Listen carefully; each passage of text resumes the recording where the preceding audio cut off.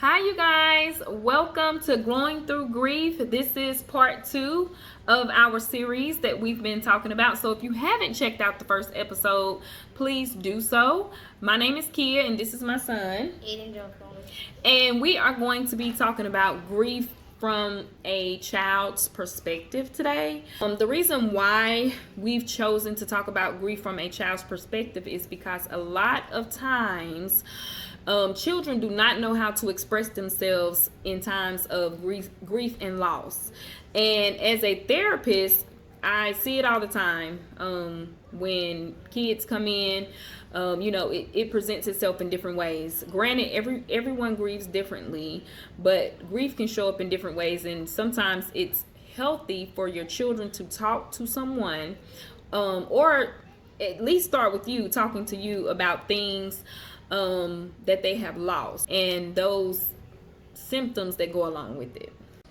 So today we're going to be talking about, grief and loss as it relates to foster care and adoption, and some of the things that you may have gone through. So how old are you, Aiden? I'm 10 years old. Mm-hmm. And at what age did you go into foster care? Do you remember? 2. Mm-hmm. And at what age did you come into our foster care home? 3.5. Mm-hmm. And do you remember how many foster care situations you were in, or foster care placements you were in before you came to us? Around like 7 or 8. Yep, that's exactly correct. And so during that time that you were in foster care, and I know you were kind of young, but do you remember some of the things that you experienced while you were in foster care? Like stuff that y'all might do, and discipline, and no watch TV. Like, it depends how your behavior is. Mm-hmm. They're like, if you do this when you go over there, they're gonna do this and that and this and that. So we just like learn how it's gonna be when you finally find a perfect match with your family. So. Mm-hmm.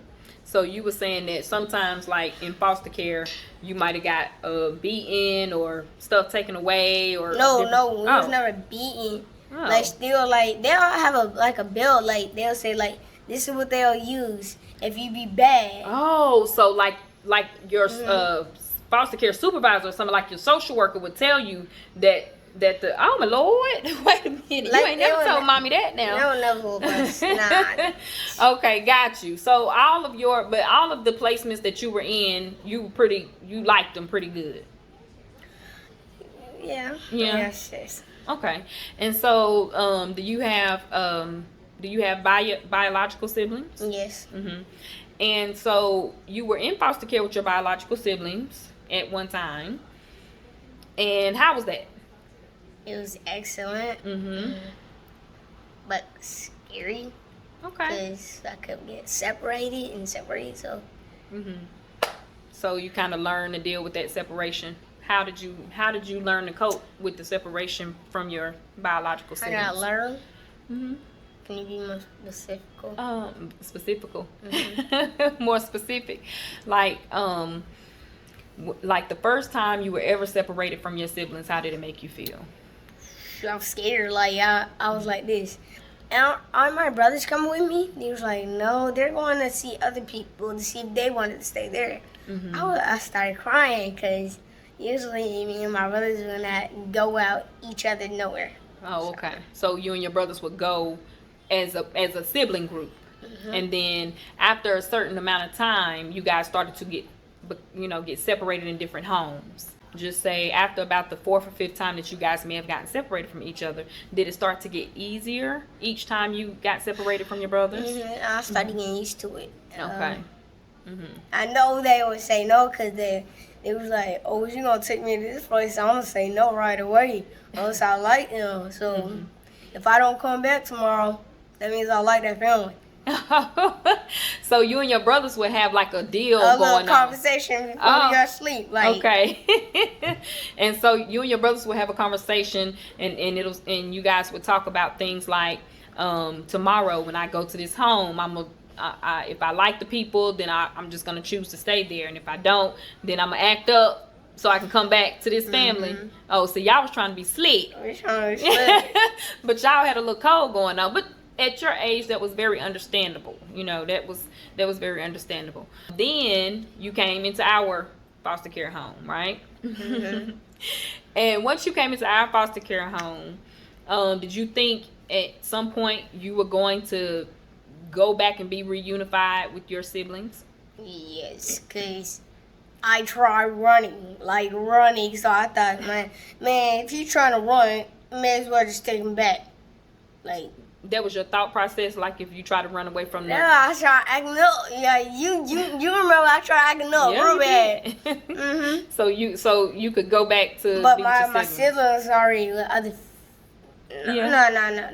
But they were other families. Mm-hmm. Oh yeah. Yeah. So yeah. I don't know if I would be able to go back with them. Mm-hmm. So at that point, yeah.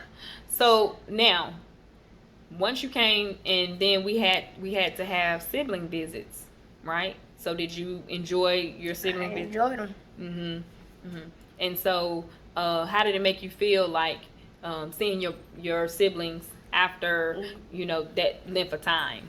Great. I cried every time they leave. Like, I want to go. Like, it's like it's lonely out there. And like, I grew up with y'all just a little short time, but still, yes, those are your siblings. And so, was it comforting for you? It was comforting to see them. Like, if we want to be able to see them, like, I would have had to talk to social work. Like, I need to see my brothers and my sister, because by that time you had a baby sister that came along, right? And so then did you feel like having Zaria and Carly during that time, because we hadn't had Princeton yet? Do you feel like that was a little bit comforting to have other siblings because you were used to having siblings? I mean, they were kind of sassy though. Because you was not used to sisters.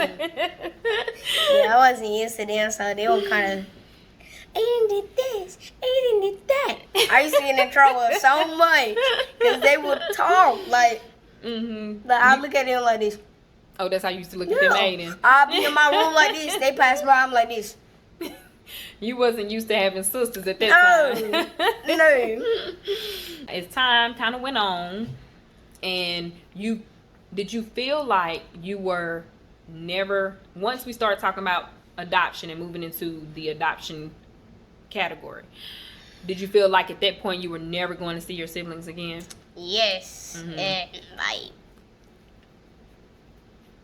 you already know what I said to the social worker.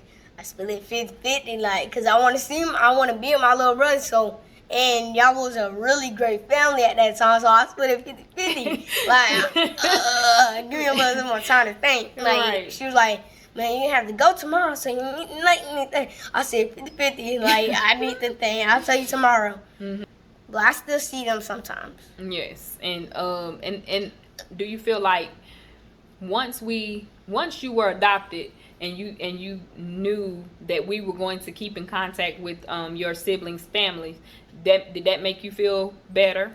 Yes, because like I was like, Mom, am I going to be able to see my siblings still? She was like, yes, we'll give them a call and see when your next sibling visit is. Yes. At some point, sometimes you thought you felt like lonely, sad. I remember at some point, and sometimes you used to cry at night because you missed your sibling. I had to come in y'all room. Yeah. I was sad. Yeah. And all of that is normal. But do you feel like, as parents, we gave you the opportunity to come and talk to us about anything and everything? Yes. And do you feel like you're able to, when you're able to speak your mind to your parents about your feelings, do you feel like that's helpful in helping you grieve and helping you understand loss and the situation? Yes. So if you could give advice to a child your age that may just now be coming into foster care, or may just now be experiencing an adoption, or just may be going through a difficult situation with grief and loss, what advice would you give them? Hey, it's going to be great. They're going to teach you a lot of things you need to know. If you go into a family, you'll know when you want to stay. You don't have to stay. It's your decision. You stay when you want to stay, when you feel right. So all I'm saying is your choice. So, and they'll treat you right. But that's not scary. But overall, it's great. Okay, so at the end of the day, it is very helpful if you provide your children with an outlet to be able to communicate with you through their own grief and loss. And if you are experiencing grief and loss yourself, then it's best for you to also be able to have someone to talk to during those times, so that you're healthy enough and you're able to effectively assist your child during their time of need as well. Bye.